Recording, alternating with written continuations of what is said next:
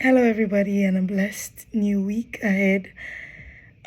So today I'm just having some random thoughts about fasting.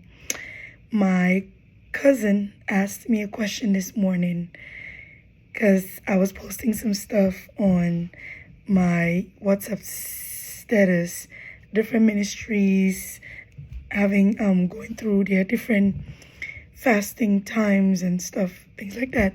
So my cousin asked me, why is every church going through a fasting? Why is every church fasting at this time of the year? Now, while I'm not answering that question here, but that kind of just got me having like random thoughts on fasting, and I thought maybe I should share. So around this time of year, for real, every Christian, almost every church, they're coming together and they're fasting for different reasons.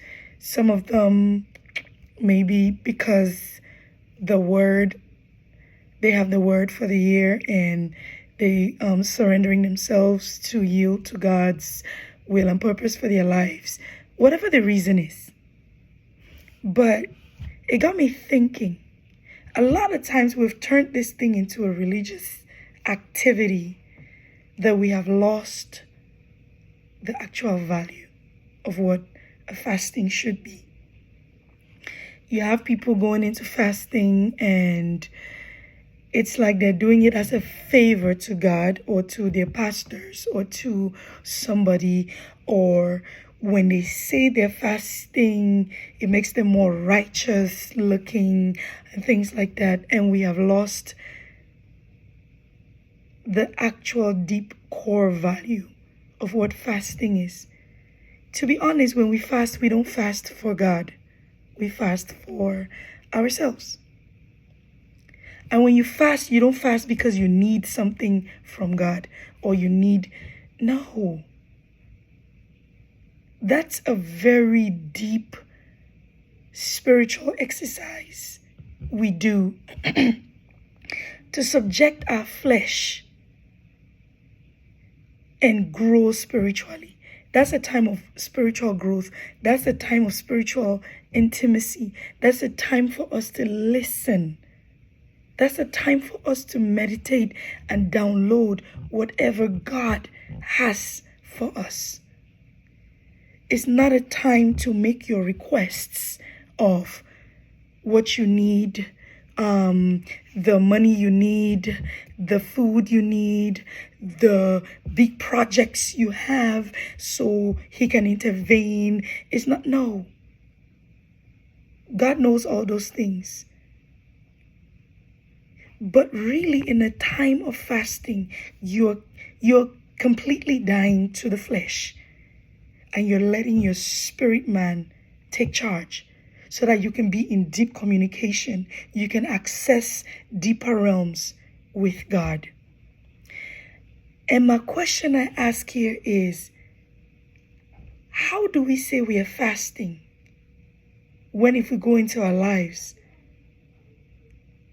we have grudges against one another, we're carrying bitterness in us, we're carrying unforgiveness in us, this person is not talking to this person, this ministry is not flowing with this ministry, this is good, and we say we are fasting. I mean,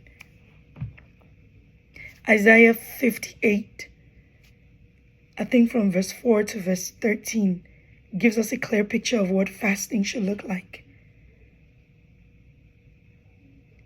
God even asked the question, what is the essence of us fasting when we're still fighting against each other, when we're still holding on to grudges?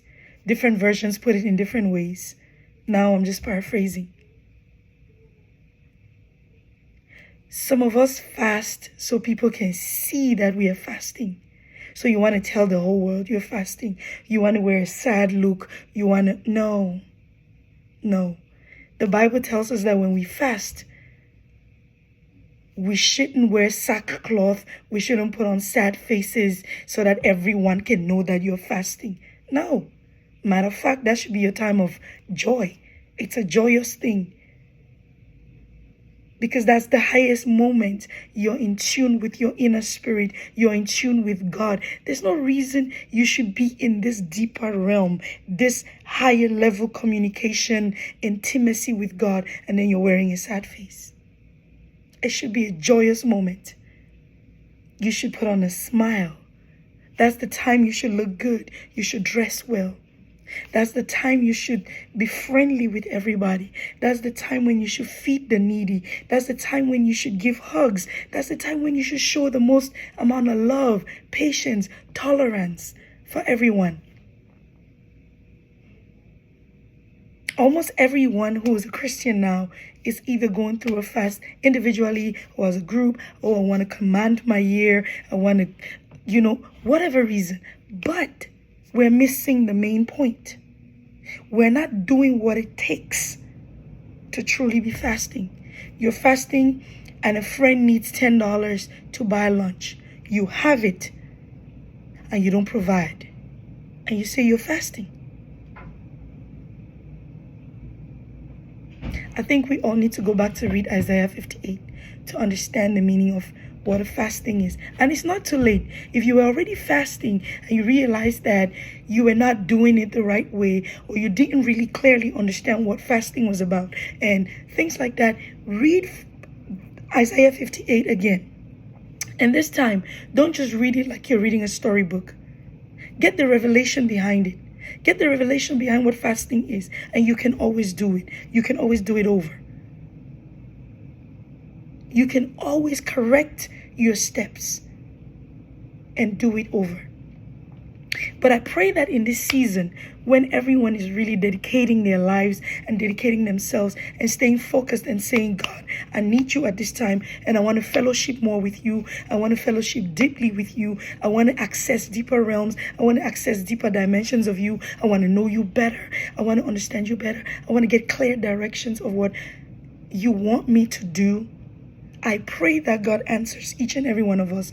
I pray that he reveals himself to us in newer dimensions, deeper dimensions. I pray that he gives us deep revelations of the spiritual matters that are ahead of us. And I also pray very highly that in this season, we get to understand who he is.